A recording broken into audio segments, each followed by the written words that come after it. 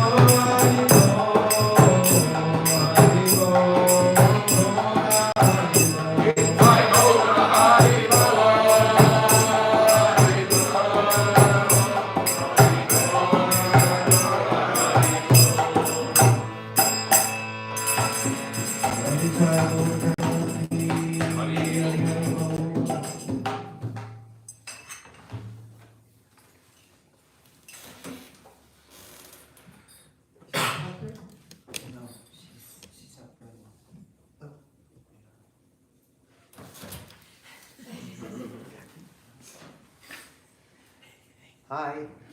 Hare Krishna. Hare Krishna. Welcome to Bhagavata Sravana. We do program here at Bhakti Center, Sunday mornings, 11 o'clock Kirtan, thank you, Jen.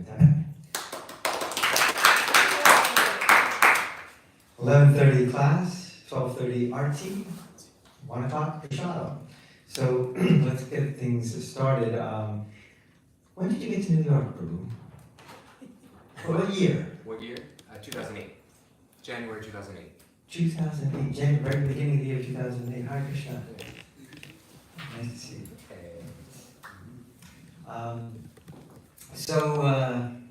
I met the Gauranga Prabhu when he first came to New York in January of 2000. I remember it clearly. It was January of 2008. And so, but there was Bhakti Center by then, right? You came here. That was Second Avenue still? Yeah, the building was here. Oh, but it wasn't Bhakti Center. No, Bhakti Center came like 2010-ish. Yeah, okay. I met you on the street when we were getting your car to go to Columbia. Right. Remember that. But I'm just trying to remember if... Sounds like somebody remembers it clearly. No, I remember that. We did programs on Tuesdays and Fridays. Oh, so we were still Second Avenue, yeah. Okay. Second Avenue program. That's what I was not sure about. Right, so then, but he was doing programs at Columbia University, vegetarian cooking classes. And I just saw him, I mean, he was sort of a wunderkind in California. Where is it again? Laguna Beach, yes, Laguna Beach. Right, just doing everything. He came as a teenager there, and he was, doing all sorts of things. I don't even know everything he was doing, but he showed everybody that he could handle a lot of different responsibilities very well. And then he came to New York, he started doing that service at Columbia, and then he started serving more and more as a brahmachari at the ashram here, and then he changed ashrams and got married. Through the whole journey, he was just doing so much. I will not be silenced. It's a sign. It's a sign we should just go to Prashad. Right. Anyway, okay, so came to Bhakti Center as a teacher, as a kirtaniya, as a cook, doing just so many things. He was the executive director for some time at Bhakti Center, and he's just a gem and so valuable to have as a person contributing to spreading Bhakti in New York, and as a person he's a gem to know and to have as a friend. I really appreciate him. So we're lucky enough to have him to speak today in Bhagavata. Please join me in welcoming Dayal Gauranga.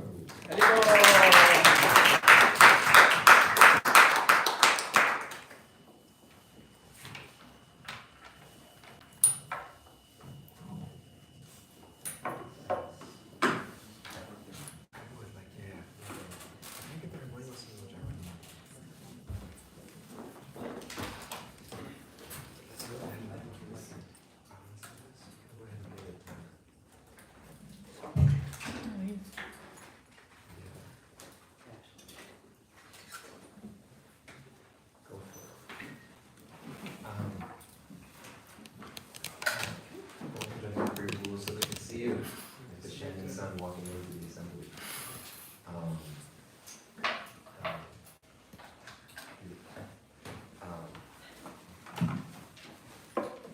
So today's talk is dispelling animosity. Somebody knew that coming in. Nobody, no idea. No. What's that? Advertisement, right? Yeah. And so.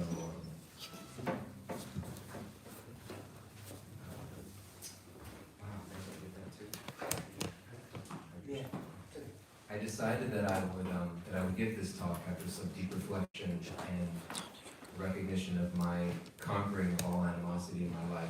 And feeling like I should just dispel wisdom to all of you from my high vantage point. But I do remember in my ashram days here in New York City, there was one of the leaders in our ashram named Sravana. And I quote this often before classes. He would always say that the key to a good class is praying very deeply during Jayarata Madhava. And so I thought it was time for Jayarata Madhava here, to ask some of the animosity in my own heart, just emphasize that we can hear something pure and transcendent coming from the pages of Bhagavata. Jaya Radha Madhava Jaya Kunjabi Hari Jaya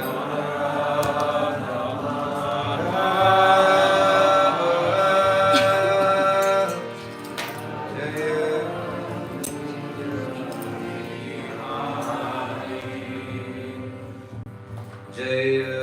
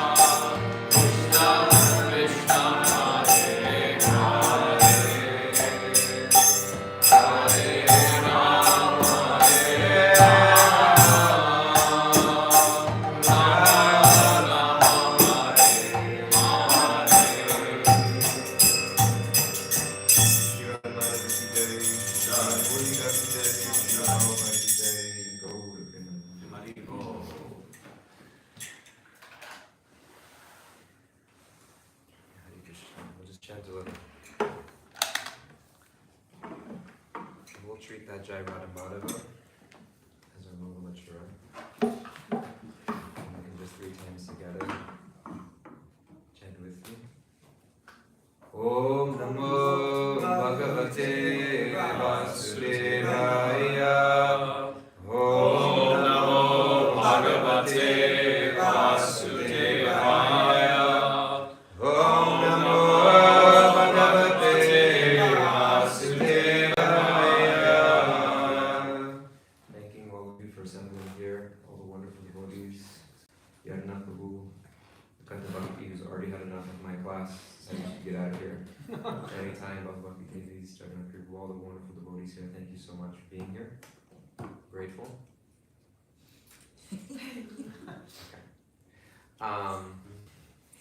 So, somebody once told me if you speak about yourself and your own struggles, you'll never run out of things to talk about in giving class. So I thought that I would talk about this dispelling animosity. And I chose this picture.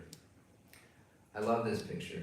It's one of my favorite pictures for a number of reasons. One is just the sweetness and the playfulness and on the part of the cowherd boys and the cows and Krishna himself. It's like Krishna's just looking back at his friends, and you can almost feel this sense of Krishna getting lost in his own pastimes, right?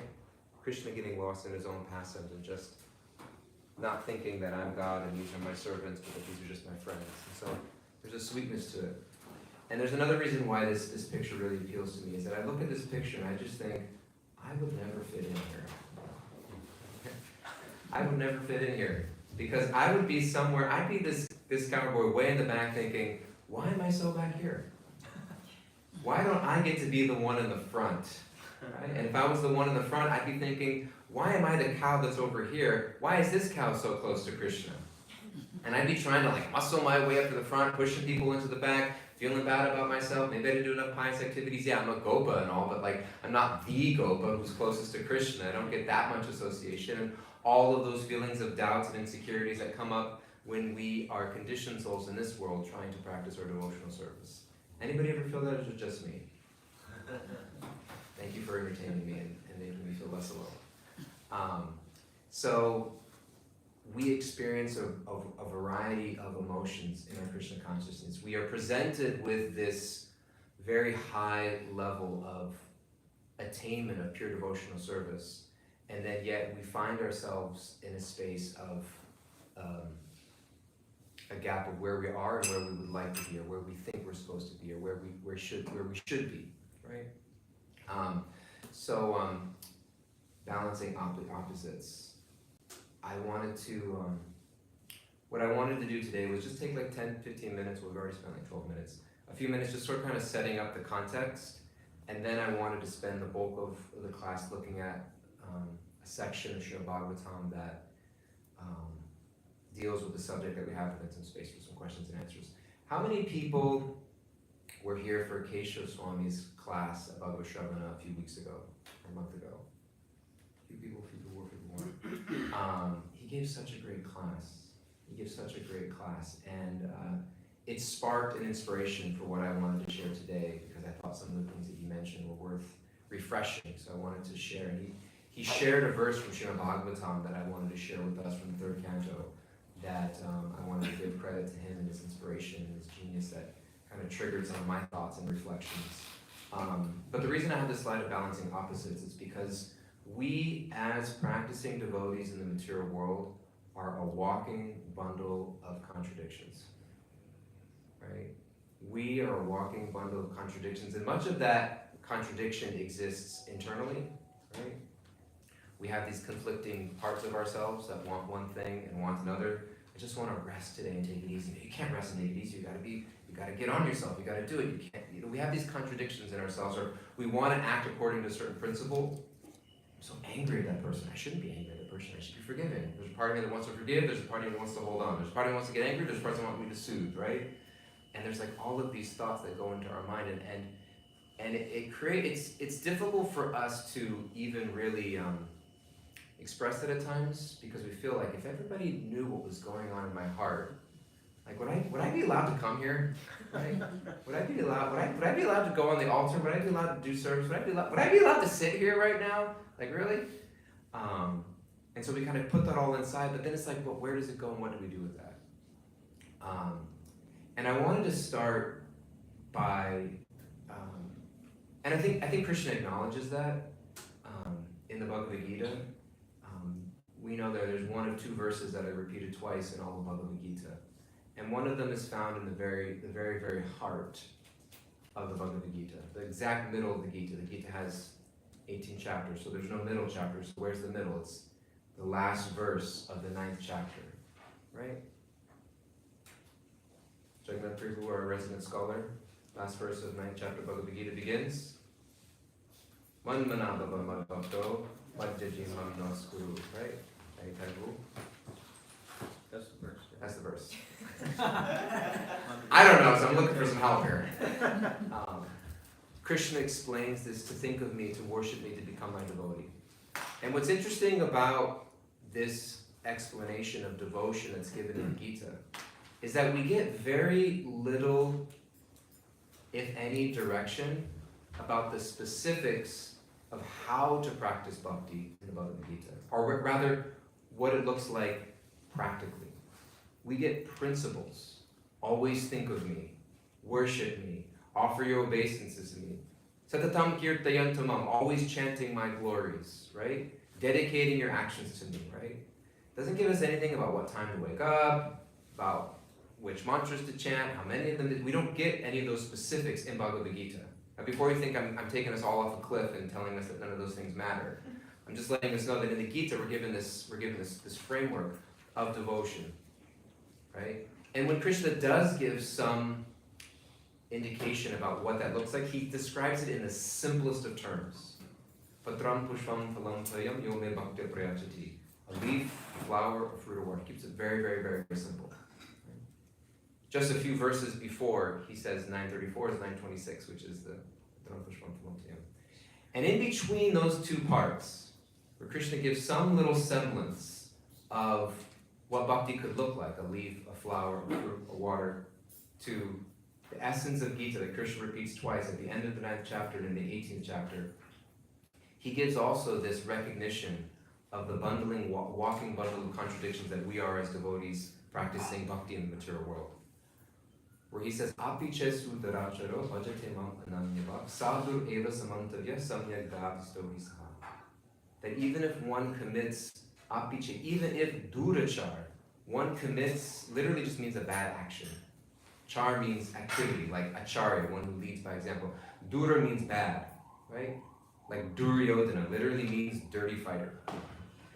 Yudhana means to fight, like Yudhisthira is steady in battle, Yudhisthira. Duryodhana is a Durya Yodhana, a dirty fighter. One who acts in foul means, right? So durachar, right? Means that you commit, Prabhupada translated as, anybody remember Prabhupada's translation? Abominable. The most abominable activity, right? The most abominable activity. And remember, there's a story, I don't know if everybody remembers this quote from Prabhupada. There's a reference that Prabhupada made, as for what I recall, in this verse, with devotees in relation to Brahmananda Prabhu. Yes. What was it, Yadana? Yeah, he just used it as an example, like if we're coming to temple today and outside the door we see Brahmananda with a cigarette, something like that. Smoking a cigarette. Smoking a cigarette. Yeah. Still, we should consider him. We should still consider, we should still respect him or bow down to him or something like that, right? Right? So probably pretty radical. So Prabhupada was making this point, right? So there's this ideal of us striving to practice a very high level of devotional service, and almost like a recognition that we are going to fall short of that mark, right? That we're going to fall short of that mark. That there's going to be struggles and stumbles along the way. And what is the saving grace factor that Krishna gives in those verses?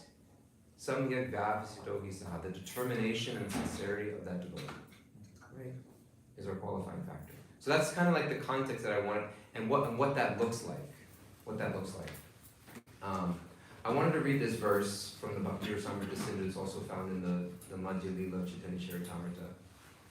Anyabhilasha shunyam jnana karmajanapratam anukuryena krishna nushilanam bhakti uttama. This is the definition of bhakti that's given by Rupa Goswami in the Bhakti Rasamrita Sindhu. Somebody want to read it out loud for us? Yes, Prabhu, with your loud resonant voice, I appreciate it. Thank you. Hit it. When first-class devotional service develops, one must be devoid of all material desires, knowledge obtained by monistic philosophy, and fruit of action. The devotee must constantly serve Krishna favorably, as Krishna desires. Beautiful, thank you. And there are two specific ways that our acharyas describe that this verse is broken down. One is it gives us what bhakti is not, and it gives us what bhakti is. What it is and what isn't, right? It's not covered by material result. There's no tinge of material desire. It's not covered by jnana and karma, and it is favorably performed with the desire to please Krishna, right? Uttama bhakti, the highest bhakti. Now Rupa Goswami explains at the same time that this bhakti can be broken down into three categorizations, right? In the Bhakti Rasamrita Sindhu. There's prema bhakti, which is the purest expression of bhakti by the Ragatmaka bhaktas of Vrindavan. There's bhava bhakti, which is the bhakti which is just before, it's described as the ray of sunshine on the horizon of prema, right? It's just before a conditioned soul reaches that point of pure bhakti, just a small scrape of an artisan heart. And then there's sadhana bhakti, right? Which is where we come in. Sadhana bhaktas, who are performing the activities of bhakti in order to evoke the sentiments and the feelings of bhakti, right? So there's this definition of pure bhakti, which is given by Acharya Rupa Goswami. Pure bhakti, what it means. And then there's a recognition that bhakti, the activities of bhakti externally can look the same, but according to the level of the practitioner, they may be categorized differently. The activities of sadhana bhakti and the activities of prema bhakti may be the same, but the mentality of the devotee may be very different. So we're addressing the deities, we're offering flowers, we're singing kirtan, we're doing service, we're chanting japa, we're chanting Krishna's names. Residents of Vrindavan, they're also addressing Krishna, cooking for Krishna, offering him flowers, singing Krishna's names, washing Krishna's pots, right? Yadana said one of my main services was as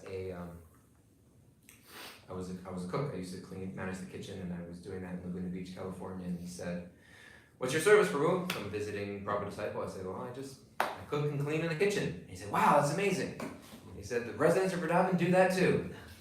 And he said, "What's amazing is that the residents of Vrindavan, they're cleaning even though nothing gets dirty." Why are they cleaning in Vrindavan when nothing gets dirty? Right? Because they just want an excuse to be close to something that belongs to Krishna. That's Krishna's pot. Get it. Wash that pot. It's not dirty. I don't care. Right? This was used by Krishna. It's going to be used by Krishna. They just want some excuse. Right?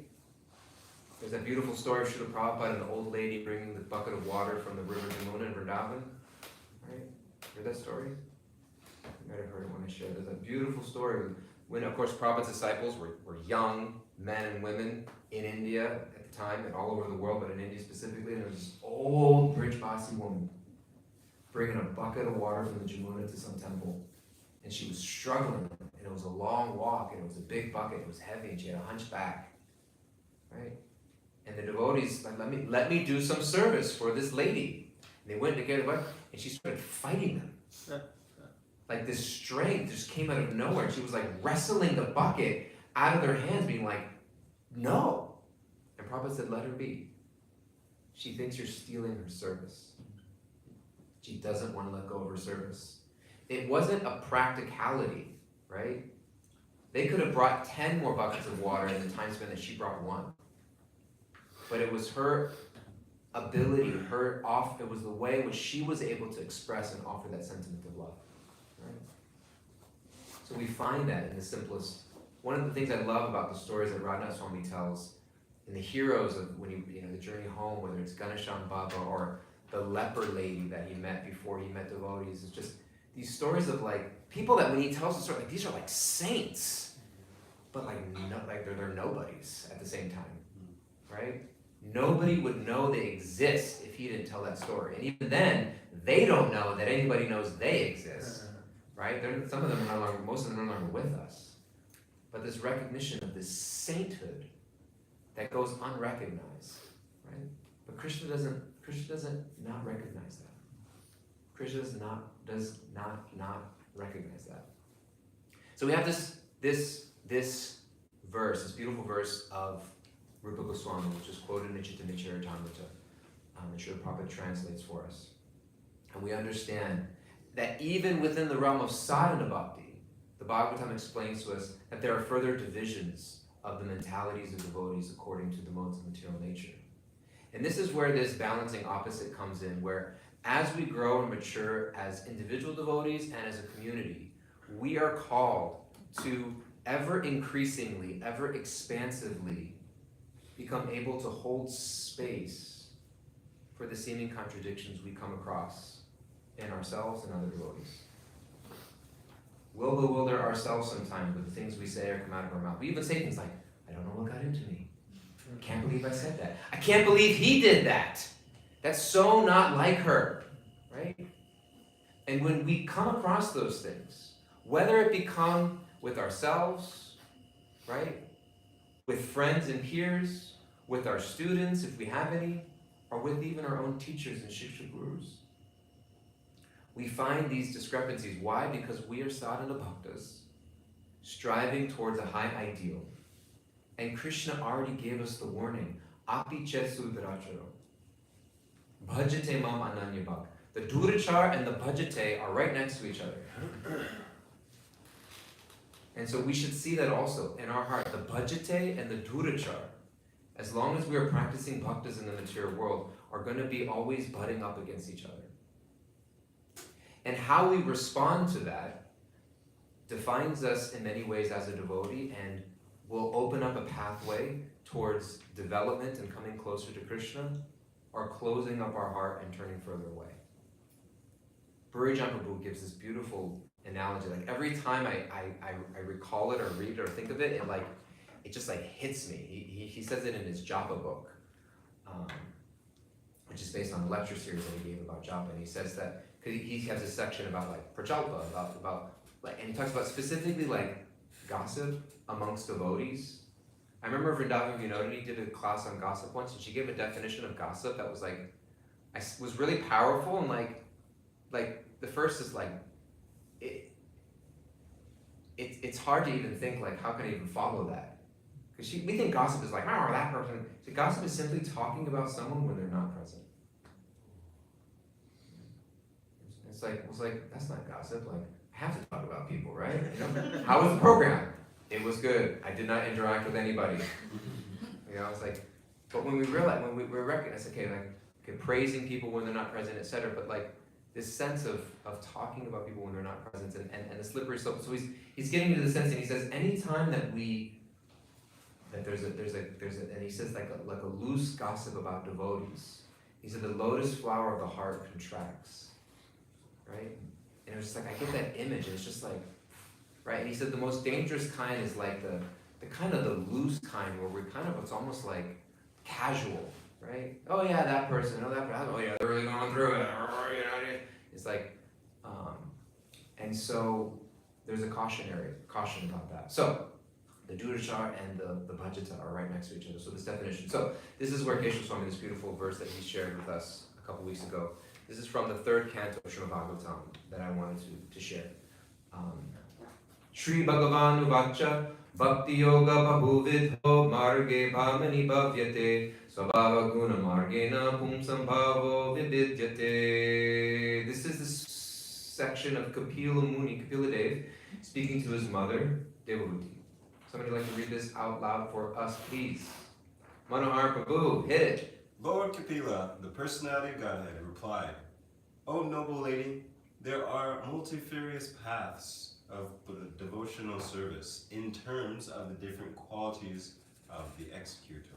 Beautiful. So Bhagavatam is substantiating this point, or is where we're getting this point from, that even in devotional service, even according to the modes of material nature, in sadhana bhakti, we can perform devotional service in various ways. And something that Keshav Swami pointed out, which I thought was so brilliant, right? This is at the end of the third canto of Srimad Bhagavatam, right? And then we look into the fourth canto of Srimad Bhagavatam. What's the main first big story we get in the fourth canto of Srimad Bhagavatam? Daksha, right? Daksha, right? And what is it about, what do we learn in here about Daksha? What did he do? Offended Lord Shiva. Offended Lord Shiva, right? But we learn the demigods, Daksha was a devotee. But there was a devotional service in the mode of ignorance. What's the next big story after Daksha? In the 4th canto? Dhruva Maharaj, right? Right? What was Dhruva Maharaj after? Before he met Vishnu and realized, oh my God, what am I doing? How did he want to seek his revenge? Kingdom bigger than his father. King bigger than his father and his grandfather. Right? Devotional service and mode of passion. And then after Dhruva Maharaj? Prithu Maharaj. Devotional service and mode of goodness. So we have this verse. Bhagavatam is so methodical. Right? It's there. Bhagavatam is so methodical. And each of these devotees, which I wanted to highlight in the rest of the time we have, experienced some level of animosity. Right? There was a spark of animosity. What was the animosity with Daksha? Towards Shiva. Not standing up in the assembly. Not being honored properly. Right? So, I want to read some of the purport of this verse, and then I want to look at each of these examples and some of the lessons that are pulled out from each of these stories of Daksha, Dhruva, Prithu. You're my go-to guys. Got it? Okay. Any thoughts, reflections, questions thus far? Yeah, Mama. Is there an example of devotional service in transcendence? Because we have mode of ignorance, passion, and goodness. Yeah, for sure. I mean, in many ways, many of these devotees, even Dhruva Maharaj, came to a level of transcendence, right? And so you find that throughout Bhagavatam, and that's the beauty of the power of devotional service. Haribol Sita Devi, Dandava Pranams, welcome. So good to see you. Thank you for being here. Hare Krishna. Hare Krishna. That's the power. I think that is the that's the power of devotional service that we see. It's in the 11th canto of Srimad Bhagavatam. Bhaktya Sanjaptaya Bhaktya. 11th canto of Bhagavatam. That bhakti begets bhakti, right? And so, and our acharyas explain that bhakti which begets bhakti is described as our sadhana bhakti begets our prema bhakti. And so, these devotees who even practicing, there's a redemption in every one of these stories, right? So the Bhagavatam itself is an ongoing story of redemption. And that is what we're called to see. And we'll see that in the story of Prithu Maharaj if we get to the slides here. There's always a story of redemption, where devotees are being called to those higher levels of transcendence.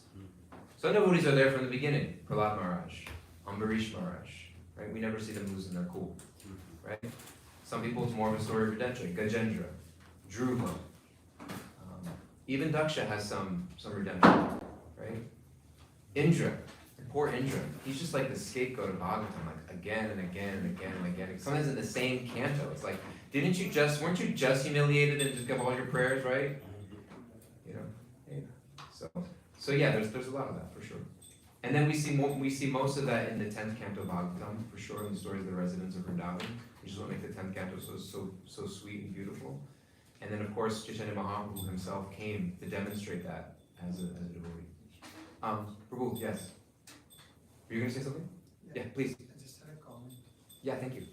In the conditional stage, the bhakti, in sadhana bhakti, it is largely categorized in the mode of ignorance, passion and goodness. And at the level of transcendence, it is categorized in the bhav stages. Very well said. Beautiful. Yeah. Thank you. Thank you for that. Beautiful. Anything else? Okay, let's read some of the purports of this verse. Purport. Pure devotional service in Krishna consciousness is one, because in pure devotional service there is no man from the devotee to be fulfilled by the Lord. So we have this devotional service of being described, right? Pure devotional service is one. But generally, people take to devotional service with a purpose, right? Go back to the definition of Bhakti by Rupa Goswami. Anyone who knows this verse, remembers the first line of that verse? Anyabhilasha shunyam, which means, No. shunya means Without devoid, and anyabhilashata means without any ulterior motive, right? Any ulterior motive, right? Because ultimately there's even motive in pure bhakti. What's the motive? Krishna's pleasure. Serve and please Krishna, right? So we never get rid of desire, we just transform our desires. Right? So, but generally people take to devotional service with a purpose, right? So there's a mixture of our bhakti, a karma mishra bhakti, or jnana mishra bhakti, right? As stated in Bhagavad Gita, people who are not purified take to devotional service with 4 purposes. So Krishna, Prabhupada is referencing back to Bhagavad Gita. There's a verse in Srimad Bhagavatam, 4 types of pious people surrender unto me, right? A person who is distressed because of material conditions becomes a devotee of the Lord and approaches the Lord for mitigations of that distress. A person in need of money approaches the Lord to ask for some improvement in their monetary condition. Others who are not in distress or in need of monetary assistance but are seeking knowledge in order to understand the absolute truth also take the devotional service and they inquire into the nature of the Lord. This is very nicely described in Bhagavad Gita. And I always found it interesting, I had to ask Chaitanya Shranku an answer to this question because there's, the distress I get, those seeking of wealth I get, oh Lord, won't you buy me a Mercedes-Benz? Oh Lord, won't you save me from this situation, our thoughts and prayers are with you, all of that stuff. But then there's sort of like the inquisitive and one who's sincerely after the absolute truth. It kind of feels like, what's the difference there? It's kind of one or the other. And so the way he explained it, which I thought was really beautiful, is that one is almost and it made sense when I started to think of my own path and people that I know being around temples for so long, is that there are some people, they're just kind of curious, but they're not really interested in like giving themselves to a path. It's kind of cool and curious and philosophical. Yeah, I'm interested, that sounds cool. There's like this philosophical curiosity, almost like a hobby. Shopping. Sorry? Shopping. Kind of shopping, but yes and no, because shopping can be like, I'm actually looking for something. And I think that is the one who's genuinely, probably is sincerely inquiring after the absolute truth. So one is like, I'm actually looking for something that I want to give my life to, or a path to, or dedicate to. I just want to find it first. And the other sort of like, it's like, okay, that was cool. Like, we could talk about politics, and we could talk about religion, and we could talk about, the Mets game, and we could talk about, but this is really kind of cool and interesting too. It's like a curiosity, right? Window shopping. Window shopping. Yeah, there you go. You guys are great over there. And so window shopping so this idea is these different types of people. So Prabhupada is recognizing and mentioning these different types of people that come to devotional service. And Prabhupada ends the purport, actually the path to devotional service is one without a second. But according to the devotee's condition, devotional service appears in multivarious varieties as will be nicely explained in the following verses. So Prabhupada Kapila Deva is going to explain devotion as it's practiced in the mode of goodness, passion, and ignorance, as it's exemplified in the next canto of Bhagavatam by Daksha, Dhruva, and Prithu Maharaj. Got it? Now, how does this deal with animosity? First of all, each one of these devotees experienced some animosity in their stories, which we'll look at. And animosity, anger, animosity, these negative emotions that we kind of, sometimes you look at them like anarthas, unwanted things of no value, right? And yes, they are unwanted things or things of no value in the sense that they are barriers and keep us from accessing Krishna's grace. And at the same time, from a material perspective, they are protectors within us of the things that we feel are valuable to us. So in the conditioned state of being, we have a sense of what we need to be happy, of what our aspirations are, some purpose that's mixed with my devotional service, something that I'm expecting to get out or in return for my service. And usually for most of us as practicing devotees, most of us, it's very subtle. Like devotees, we operate for the most part, like on some higher plane. We're not as interested in like gross, lavish wealth, right? We're not necessarily like, there's like a tolerance and understanding and a scope to hold suffering. But there are those subtle aspects of our expectations and needs on a material level of what we expect to get in exchange for our devotional service, right? And when someone threatens that, that is the arena in which animosity is born. Someone is threatening my position in devotional service. Position in devotional service can never be taken away. There's no one who can ever stand between you and Krishna. Never. Never can anyone ever take your service away, stand between you and Krishna, be a barrier between you and your Krishna consciousness. There are no barriers to Krishna consciousness. That was the story that the first sort of instruction, or I don't know, it was an instruction or lesson that Bhaktisiddhanta gave to his Abhay Charan when they first met in 1922. Abhay Charan, more than he was looking up to Bhaktisiddhanta, who was he looking up to? Gandhi. What was Gandhi fighting for? Independence, right? And what did Prabhupada tell young Abhay Charan when he met Bhaktisiddhanta? What did Bhaktisiddhanta say? No, what did Prabhupada say? We have to wait. We have to wait for what?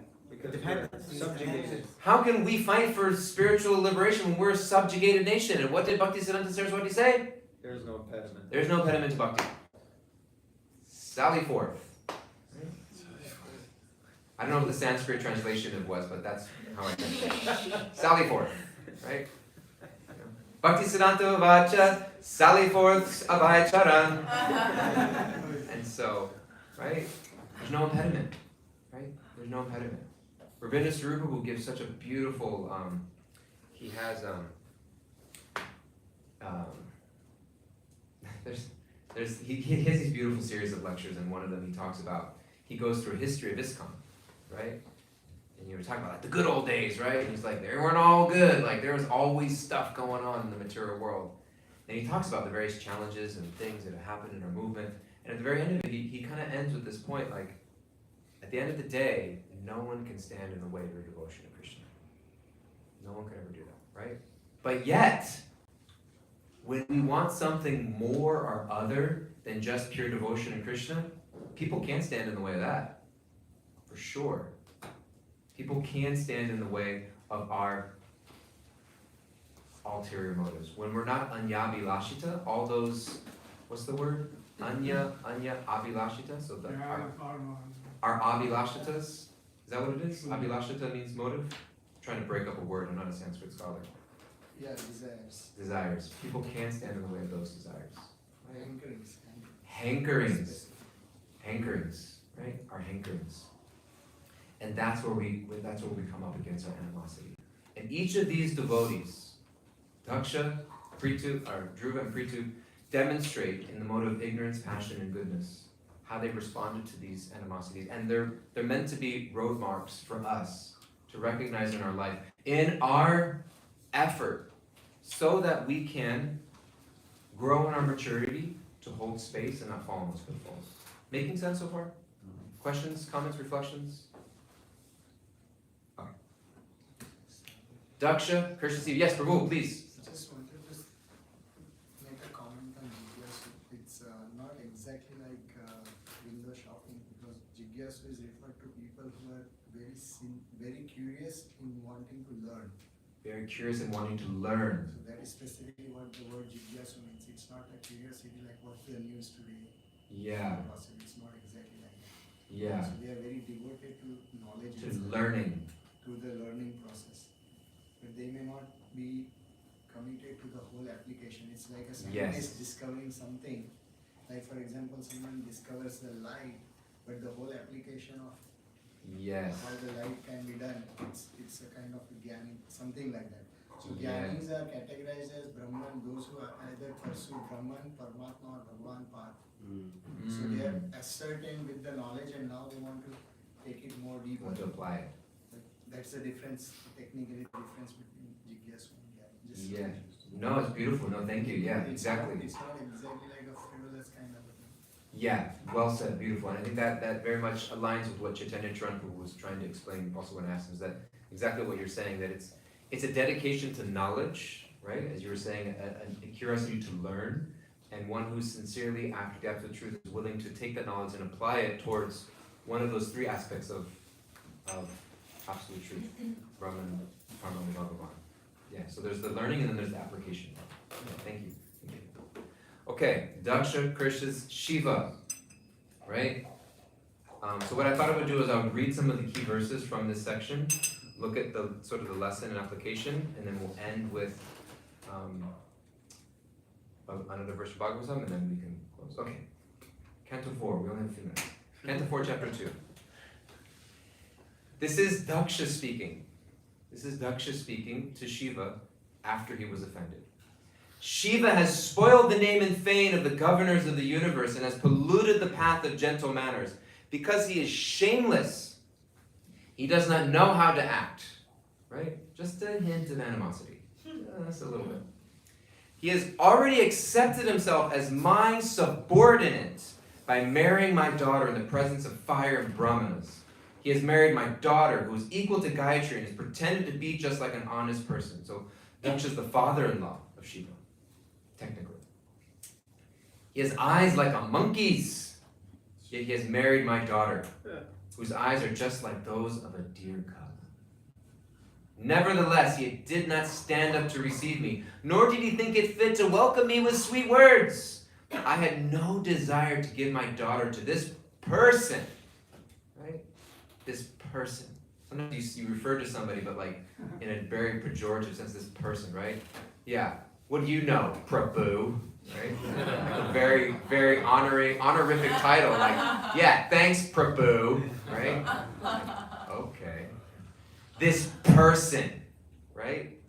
Who's broken all rules of civility because of not observing the required rules and regulations. He is impure, but I was obliged to hand over my daughter to him just as one teaches the message of the Vedas to a Shudra. Right? Just a tad bit peeved. Right? And then we have this verse from the Bhagavatam back in the 3rd canto, which explains to us exactly what's happening. Oh, this is more in case you were wondering if there was any more. He lives in filthy places like crematoriums, and his companions are the ghosts and demons. Naked like a madman, sometimes laughing and sometimes crying, he smears crematorium ashes all over his body. He does not bathe regularly, and he ornaments his body with a garland of skulls and bones. Therefore, only in name is he Shiva, or auspicious. Actually, he is the most mad and inauspicious creature. Thus, he is very dear to crazy beings in the gross mode of ignorance, and he is their leader. On the request of Lord Brahma, I handed over my chaste daughter to him, although he is devoid of all cleanliness, and his heart is filled with nasty things. The sage Maitreya continued, thus Daksha, seeing Lord Shiva sitting as if against him, washed his hands and mouth and cursed him in the following words. All right? So we're not going to read that curse, but that's the mood, that's the mindset of Daksha. And we get this verse. This is from Bhagavatam 3:29, verse 8. After we're told that bhakti exists in the modes of material nature. Somebody want to read this verse out loud for us, please? Yeah, Amir. Devotional service executed by a person who is envious, proud, violent, and angry, and who is a separatist, is considered to be in the mode of darkness. Sounds a little bit like Daksha, right? There you go. We're just going to go through these quickly because we're short on time. So there's 3 categorizations that we'll take from each of these. When we're practicing devotional service in a lower mode of nature is when there's a propensity to criticize, which is a looking for faults even when there were none on the fault of Lord Shiva. But Shiva wasn't purposefully trying to disrespect Daksha, right? His eyes were closed in a meditation, right?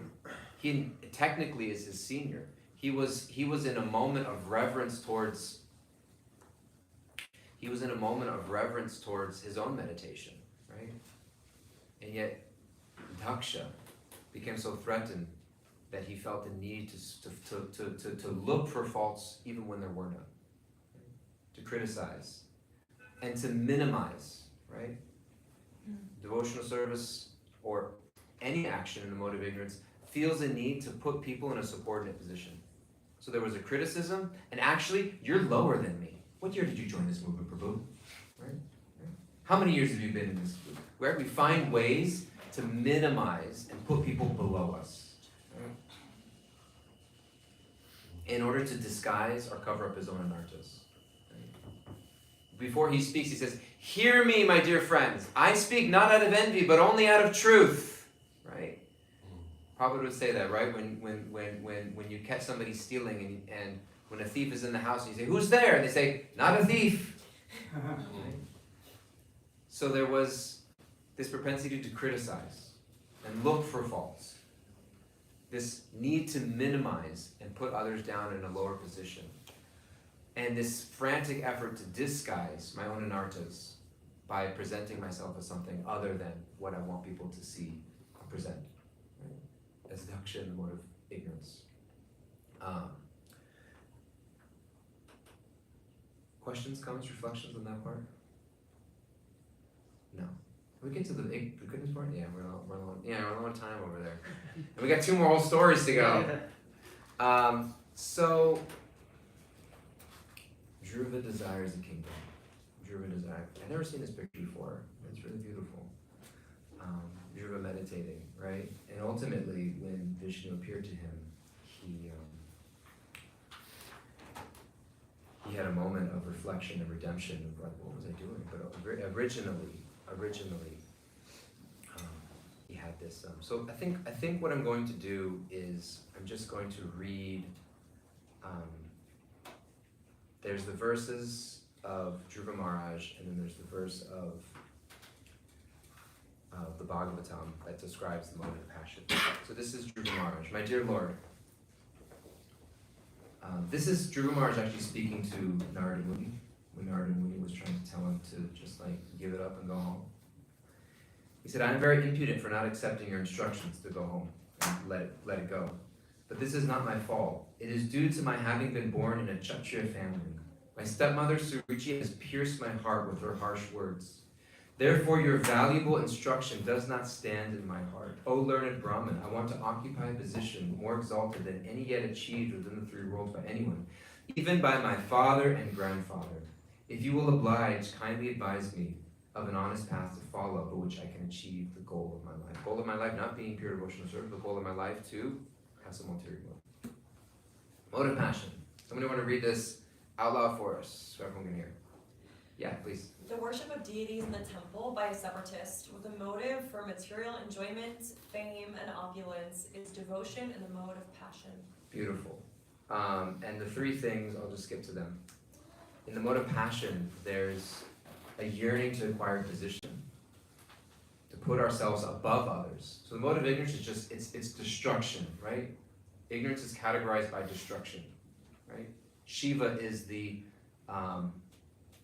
demigod in charge of ignorance, overseeing ignorance, and he's in charge of the desecration of the universe, the demolishment of the universe. So ignorance is just destroy, put others down, right? Passion is to decide to build ourselves up by putting some superiority, put ourselves above other possessions, accumulating resources of material nature for our own benefit, and a seek of power to control material energy in our favor. Right? So whenever these 3 things are going on, when there's a need for position, an accumulation of possessions, or a willing or a manipulation of power, we know there's an influence of passion coming into our devotional service. Last one is Preacher Maharaj, who cares for all citizens. And I love this picture. This is Preacher Maharaj. I mean, it's a very interesting picture if you don't really know what's going on. There's just this big bird, and there's these similar Vishnus, and there's this guy with eyeballs all over his skin, and the other guy's bowing down. And it's you know what I mean? It's show that to someone on book distribution and say, "Would you like a copy?" You know, and it's beautiful. The animosity experience with Prithu Maharaj was in the coronation of his kingship. Indra became so inflamed with his own envy that he tried to spoil the sacrifice, right, before it could be completed. He himself was feeling threatened in his own way. And so, it's gonna so a long time. The mode of goodness, I'll just read. When a devotee worships the Supreme Personality of God and offers the results of activities in order to free himself from the inaverities of fruit of activities, his devotion is in the mode of goodness. Prithu Maharaj was begged by his advisors and Vishnu himself to forgive Indra and to let go of the need to hold that position of performing the sacrifices. And therefore, his devotional service in the mode of goodness was categorized by a willingness to be open to insight, to give perspective beyond the mind and emotions, a practical foresight to avoid undesirable outcomes. He could look ahead, like, even if I hold on to this, what good is going to actually come of it? It's not going to please Krishna. And a willing to be forthright in order to pure ourselves and please Krishna, right? So a willingness to an honesty of what's going on internally, so that I can let that go and see actually this is sometimes we think I'm just fighting for the principle. Actually I'm just fighting for my ego. And the willingness to be aware, to recognize that and let that go. And the last verse is what we get in the Srimad Bhagavatam about how to overcome these modes of natures.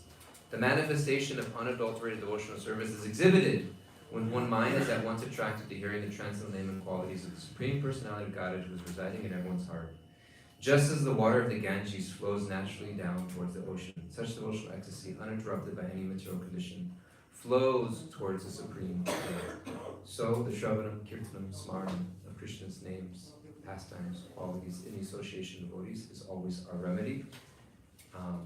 And even when we may be experiencing these challenges in our internal life as devotees, we can approach our sadhana and approach our hearing and chanting in this mood that with a consistent effort, Krishna can purify us from within, and then we can go back and we can say, I'm just happy to be here. Right? And we can dance with Krishna in a way that is pleasing to him in the state of Shuddha Bhakti. Hare Krishna, thank you so much. We have 3 minutes left.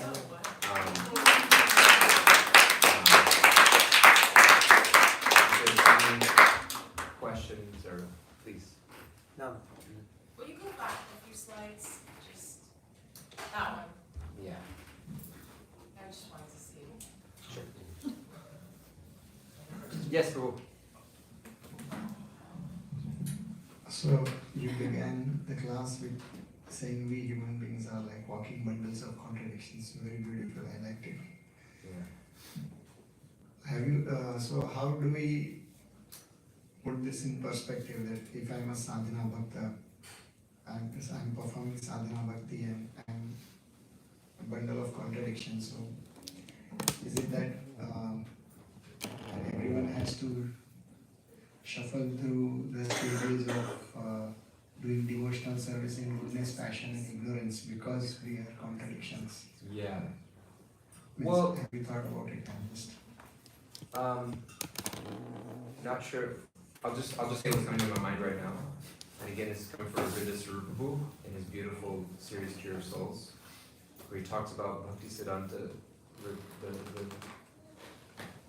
the hallmark quality of a devotee, particularly in sadhana bhakti.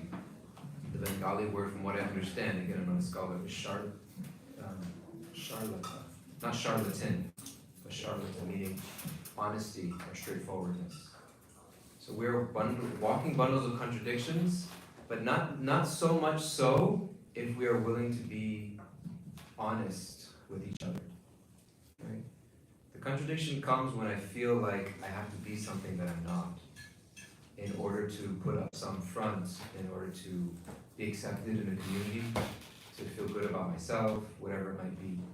But the more that we as a community of devotees can recognize, as Radha Swami so often says, that we're in the shower, right? If someone's in a bath, you don't criticize them for being dirty, right? You recognize, or we're all in the hospital. Imagine going to the hospital and be like, why is there so many sick people here? It's a hospital. People come here. I'm actually going after this to a hospital to visit somebody who's sick, right? And so, so similarly, we expect people in spiritual movements to just be on that level. without recognizing that we're here because I'm not on that level, right? And so the struggle in our devotional lives isn't usually so much because of the contradiction itself, because of the gap. It's because of the lack of acceptance of it and the feeling of needing to hide it out of fear of rejection. And that creates hypocrisy, that creates judgment, that creates isolation, that creates all kinds of weird problems in spiritual communities, right? And so the more that we're able to increase that expansiveness of holding space for ourselves and others, while at the same time upholding the standards, right? Recognizing that where we're trying to go is I think where healthy communities move towards. I don't know if I addressed what you were saying at all, but that's just what was coming to my mind.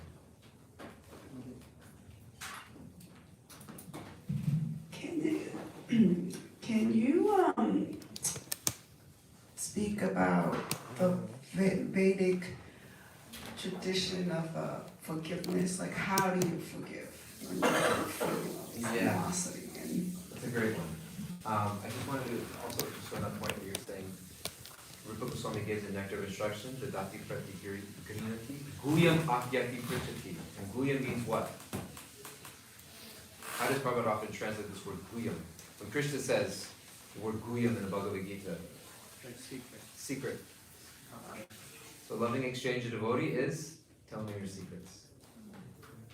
So we may not air all our dirty laundry in public, but we should have devotees where we feel we can go and confidentially share so that the lock of contradiction becomes less like a knot. Anyway, just kidding. How do we forgive? I don't know. If anyone figures it out, please let me know, because I could use it. That's a big question that we might need more than 20 seconds to answer, but what I would say, what somebody shared to me,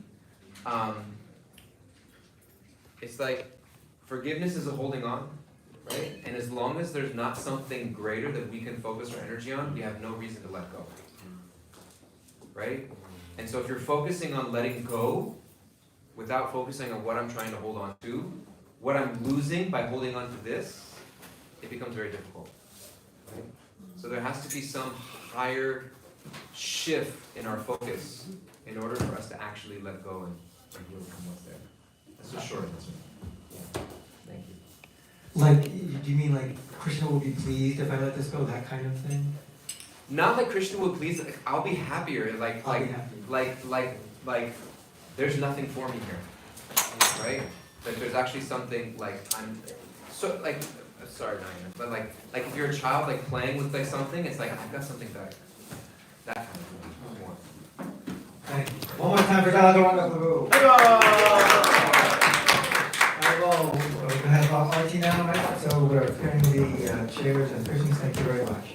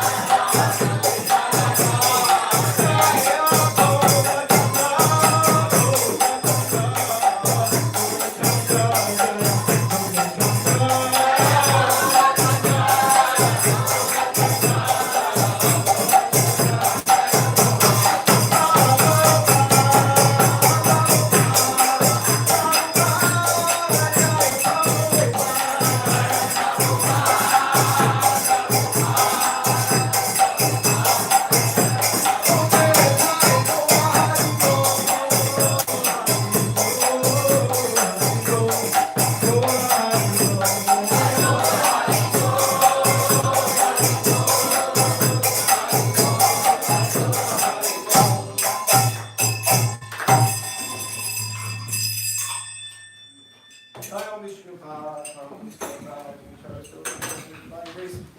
A.C. Bhaktivedanta Swami Srila Prabhupada Ki Jai. Discount founder Acharya Srila Prabhupada Ki Jai. BT founder Srila Prabhupada Ki Jai. Namacharya Srila Haridas Thakur Ki Jai. Femsiga Ho Shri Krishna Chaitanya Prabhu Nityananda Shri Advaita Gadadhar Srimati Gaura Bhaktivedanta Ki Jai. Shri Shri Radha Krishna Gopa Gopinath Shamakund Radhakund Ida Govardhana Ki Jai. Shri Vrindavan Dham Ki Jai. Mai Purnabhavi Dham Ki Jai. Ganga Maya Ki Jai. Jamuna Maya Ki Jai. Tulsi Devi Ki Jai. Bhakti Devi Ki Jai. Shri Shri Radha Muralidhar Ki Jai. Gaur Chandra Bhagavan Ki Jai. Harinam Sankirtan Ki Jai. Sankirtan Yagya Ki Jai. Riyamridanga Transcendental Book Distribution Ki Jai. Jani Tai Gauda Premanandi. Hari All glories to the assembled devotees. Hare Krishna. All glories to the assembled devotees. All glories to the assembled devotees. All glories to the Lord Shri Guru and Shri Guru.